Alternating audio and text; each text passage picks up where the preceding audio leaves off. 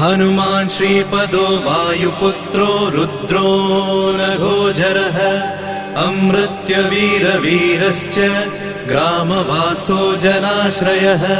धनदो निर्गुणः शूरो वीरो निधिपतिर्मुनिः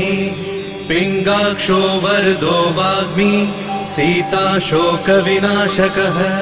शिवः शर्वत्परो व्यक्तो व्यक्तो धराधरः पिङ्गकेशः पिङ्गरोमा श्रुतिगम्यः सनातनः अनादिर्भगवान् देवो विश्वहेतुर्जनाश्रयः आरोग्यकर्ता विश्वेशो विश्वनाथो हरीश्वरः भर्गो रामो रामभक्तः कल्याणप्रकृतिस्थिरः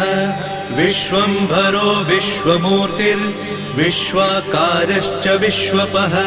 विश्वात्मा विश्वसेव्योऽथ विश्वो विश्वहरो रविः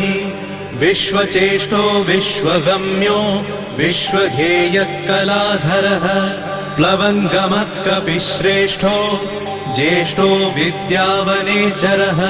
बालो वृद्धो युवा